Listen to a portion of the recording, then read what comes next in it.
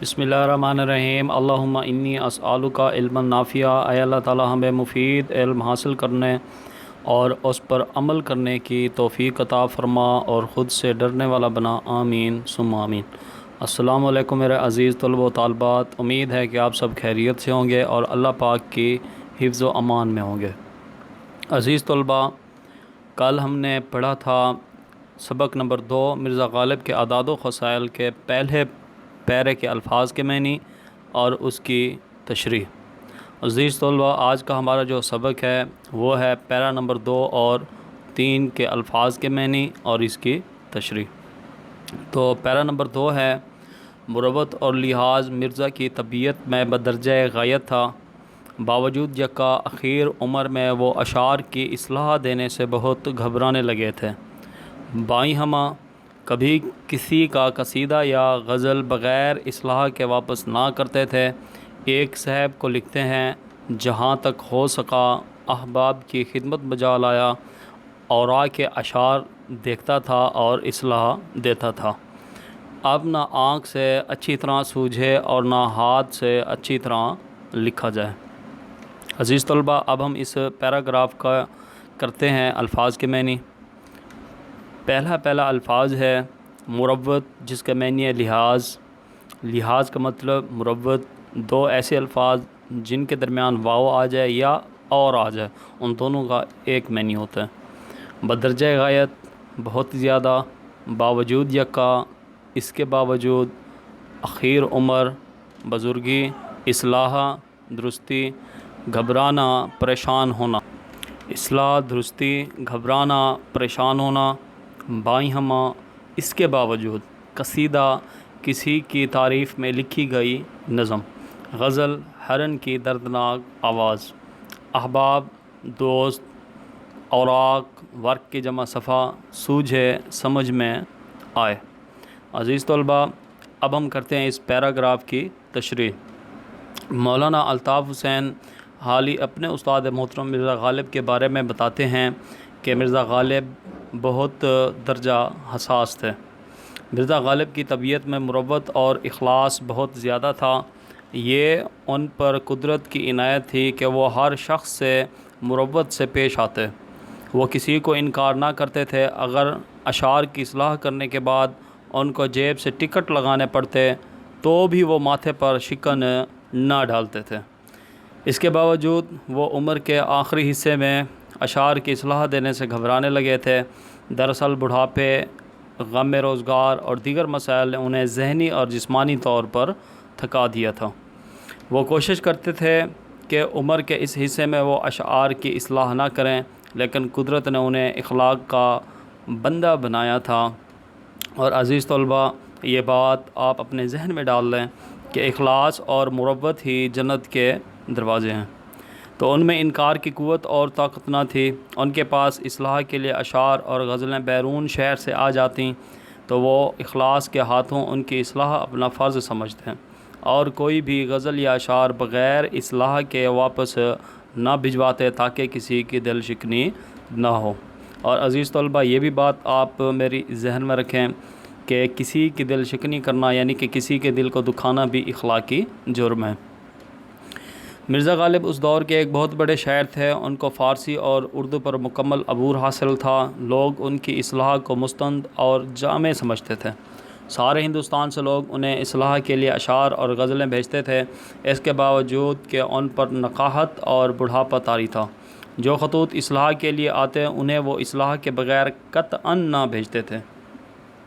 वो अपने ख़तूत में दोस्तों से इजहार भी कर देते थे कि अब इस्लाह करना एक मुश्किल काम है।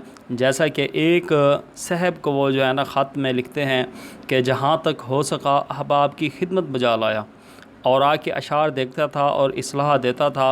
अब ना आँख से अच्छी तरह सूझे और ना हाथ से अच्छी तरह लिखा जाए। दरअसल मिर्ज़ा ग़ालिब जैसे इंसान जो खलूस व मुरव्वत के बग़ैर अधूरे थे, उनके यहाँ इनकार नहीं था। वो दोस्तों की खुशनुदी की खातिर ख़ुद को मुश्किल हालात में डाल लेते थे। उनकी यही खूबी उन्हें बड़ा इंसान बनाती थी।